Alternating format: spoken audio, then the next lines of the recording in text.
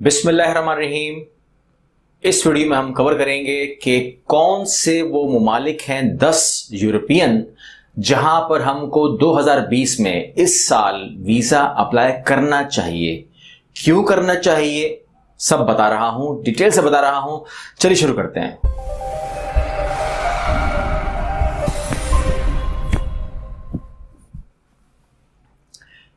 अस्सलाम वालेकुम, मेरा नाम कैसर है और आज इस वीडियो में हम कवर करेंगे उन 10 यूरोपियन ममालिक के बारे में कि जहां हमको वीजा अप्लाई करना चाहिए। और आपको जो भेड़ चाल चलती है, एक नाम सुनते हैं या फेमस नाम सुनते हैं, वहां डालने से नुकसानात ये होते हैं कि वहां हमको वीजा रिफ्यूजल होते हैं।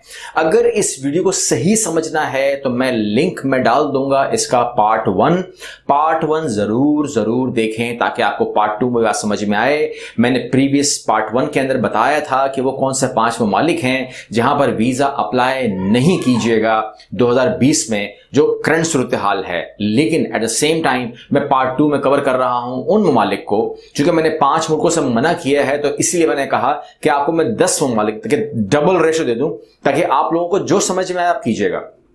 और आखिरी में मैं आपको यूरोपियन वीजास के हवाले से कुछ गोल्डन टिप देना चाहता हूं, तो इस वीडियो को आपने देखना एंड तक है। और इसी किस्म की वीडियोस के लिए आपने चैनल को सब्सक्राइब भी करना है, ठीक है। नीचे लाल बटन होगा, उसको दबाना है बेल बटन के साथ। ओके, सबसे पहले मैं नाम ले रहा हूं कि आप लेटविया में आप अपना वीजा डालें। लेटविया क्यों कह रहा हूं मैं? लेटविया जो है वो तकरीबन 97.9% आपको वीजा रेशो के साथ देता है। अब जब हम कहते हैं 97.9%, ये मतलब ये हुआ कि जब 100 लोग अप्लाई करते होंगे तो 2 लोग रिफ्यूज होते होंगे। इस मुल्क में वजह यह है कम रिफ्यूजल की कि वहां पर जो एप्लीकेशंस का जो वॉल्यूम है वो बहुत ही कम है। तो जब मुल्कों के ऊपर आप बोझ ही कम डाल रहे हो, लोगों को ज्यादा पता ही नहीं है। अक्सर लोगों तो कहते हैं लेटविया बोला है, लेटविया है क्या चीज? अब इसको लैटविया भी बोलते हैं, लैटविया भी बोलते हैं, कि है कहां पर? तो जनाब वाले शेंजन स्टेट्स है। You can go with that visa, you can go in 26 countries. तो ये है, ठीक है। आगे हम बात करते हैं लिथुआनिया की। जो लिथुआनिया है उसका जो रेशो है वो 98.7% है, यानी कि कहीं ना कहीं वो 1 से 1 अफराद को 100 में से वो रिफ्यूज कर रहे हैं, which is a very big amount number. और वहां पर सूरत हाल ये होती है कि वहां पर भी जो लिथुआनिया को हम स्टडी करते हैं तो वहां पर भी एप्लीकेशन डालने वाले कम है। ये नाम ही नहीं सुना हुआ, लेकिन आपको मैंने नाम दिया है, अब आपने काम और भी करना है और आपने मुझे बताना है। जो नाम आपको इस वीडियो से मिले आप उनमें से सर्च करें, मतलब उन नामों को उठाएं। मैं नाम दे दूंगा, मैं इस वीडियो के डिस्क्रिप्शन बॉक्स में लिंक भी दे दूंगा। आप उन नामों को उठाएं और मुझे बताएं कि क्या उनमें से आपको कौन सा मुल्क पसंद आ रहा है जाने के लिए। जाना तो आपने सब में होगा, लेकिन आपको क्या प्रेफर करते हैं, आप कहां जाना चाहिए, ताकि फिर उसको हम आगे, आपको कौन सा मुल्क ज्यादा खूबसूरत लगा, यूं कहना चाहिए मुझको। साथ में बात कर लेते हैं उसके लेटवी के बराबर में ही है एस्टोनिया का इंतखाब अगर आप करते हैं तो 98.4% वीजा रेशियो है। मतलब ये 2 लोगों को भी नहीं 100 में से रिफ्यूज करते, ये 98.4% के साथ आपको ये वीजा दे रहे होते हैं। ये भी बहुत बड़ा नंबर है। वजह उसकी वही है कि लोगों को एस्टोनिया के बारे में मालूमात नहीं है। और मैं अपने सब्सक्राइबर से, अपने व्यूवर से कह रहा हूं कि वो लोग मालूमात लें इसकी, क्योंकि यही वो पॉइंट है कि आप बिल्कुल एलिजिबल होते हैं, आपके डॉक्यूमेंट अच्छे होते हैं, स्ट्रॉन्ग डॉक्यूमेंट होते हैं, मगर रिफ्यूज कर देते हैं वो बड़े नाम। तो उन बड़े नामों में भी चले जाइएगा, लेकिन रास्ता बता रहा हूं, रास्ते आपको होने चाहिए। फिर मैं बात कर रहा हूं फिनलैंड की। फिनलैंड के अंदर जो रेशो है वो तो वही है, तकरीबन 98.4% है। लेकिन फिनलैंड के लिए जाने वालों के लिए बस एक खबर ये है कि फिनलैंड जो है कंपैरेटिवली बहुत ठंडा है। तो जिन लोगों को ठंड से प्रॉब्लम है, सर्दी से प्रॉब्लम है, बड़े बड़े जैकेट्स नहीं पहन सकते, तो फिर वो फिनलैंड को थोड़ा सा अवॉइड कर लें, कहीं और वो देख लें। लेकिन फिनलैंड हो या भाई कोई भी डेस्टिनेशन हो, यूरोपियन साइड पे हो या कहीं पर भी हो, वेदर के लिहाज से, मंथ्स के लिहाज से अपनी रिसर्च हमेशा किया करें। जरूरी नहीं कि आपका जो ट्रैवल एजेंट है वो उसी को पता होता है। अभी जैसे मार्च का महीना है, मार्च में ही कहीं सख्त सर्दी है, कहीं सख्त गर्मी है, तो जहां आप जाते हैं आप अपनी प्लानिंग, कपड़ों की प्लानिंग, इन तमाम चीजें साथ में किया करें। हम बात कर रहे हैं आइसलैंड की। आइसलैंड 98.3 यानी कि रेशो ऑलमोस्ट वही है। आइसलैंड भी एक मुल्क अच्छा है और इसका रेशो भी आपको सामने है, और ये रेशो आप रिसर्च बेस्ड रेशो है, आप इसको ले सकते हैं गूगल सर्च के साथ, ठीक है ना। हो सकता है कि कोई मुझे बोल ही दे कि ये फालतू बात हो रही है या क्या हो रहा है, तो वो लोग रिसर्च को पढ़ सकते हैं, और अगर रिसर्च आप कहेंगे कि आप दें तो वो हो सकता है कि मैं खुद बनाई हो, तो मैं आपको कहूंगा कि आप गूगल के ऊपर रिसर्च कर सकते हैं, बेस्ट कुछ भी नाम लिख दें आपको वो मिल जाएगा, या मेरी वीडियो का ही लिंक उठा के कहीं डाल दें तो हो सकता है कोई आपको गूगल से अच्छी रिपोर्ट मिल जाए। ओके, आगे बढ़ते हैं जी, बात करते हैं पोलैंड की। पोलैंड जो है वो यूरोपियन मुल्क है, ठीक है, मैं इसको यूरोपियन कह रहा हूं, और 97% इसका रेशो है।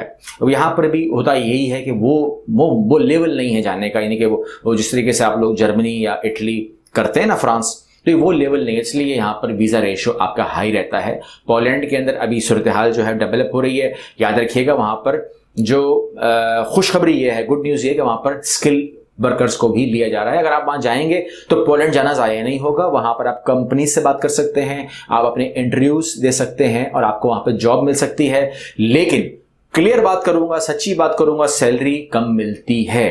तो वो मैं सिर्फ स्टार्टर के लिए बोल रहा हूं, मैं लाइफ बन जाएगी, मैं वो हो जाऊंगा, तो वो मैं नहीं कह रहा हूं। लग्जमबर्ग की बात करेंगे। लग्जमबर्ग एक खूबसूरत मुल्क, एक खूबसूरत डेस्टिनेशन यूरोप का, और 96.3% रेशो के साथ ये आपको वीजा दे रहा होता है जनाबे वाला।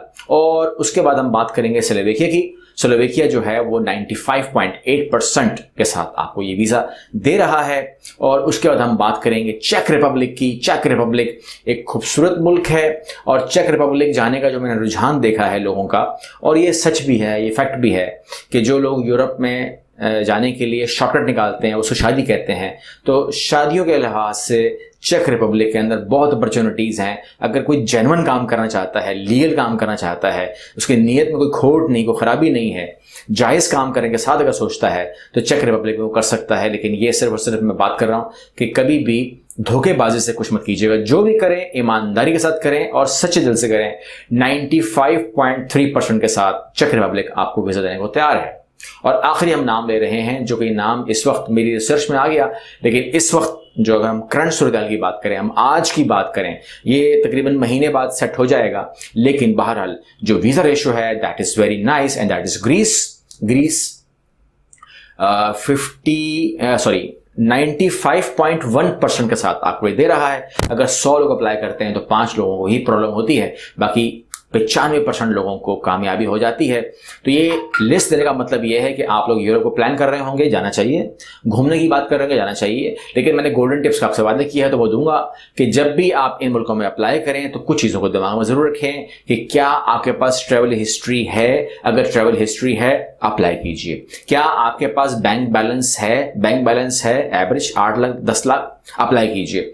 क्या आपके पास सफिशिएंट ये प्रूव है कि वो कहां से पैसे आते हैं? अगर प्रूव है तो अप्लाई कीजिए। अगर आपके पास कुछ प्रॉपर्टी है तो वो भी आप लगा सकते हैं। मैं डिटेल डॉक्यूमेंटेशन यहाँ पर बोलना नहीं चाहता हूँ, वजह उसकी ये है कि वो अलग वीडियो बन जाती है, और ये वीडियोस पहले से बहुत मौजूद है मेरे चैनल के ऊपर कि कौन कौन से डॉक्यूमेंट रिक्वायर होते हैं। तो अगर वीज़ा चेकलिस्ट के बारे में बात करनी हो तो मैंने इन तमाम के ऊपर बात कर रखी है, आप चैनल पर जाके देख सकते हैं, आपको ये नाम सर्च करने से मिल जाया करेगा, आप देख सकते हैं। लेकिन मैंने कहा कि यूरोप को अगर आपको जाना है तो क्या चीज़ें मेन हैं, बेसिक्स हैं जो आपको वीज़ा दिलवाती हैं। उम्मीद करता हूँ फ़ायदा हुआ होगा, सीखा होगा। लाइक करें, सब्सक्राइब करें, शेयर करें। अल्लाह हाफिज़।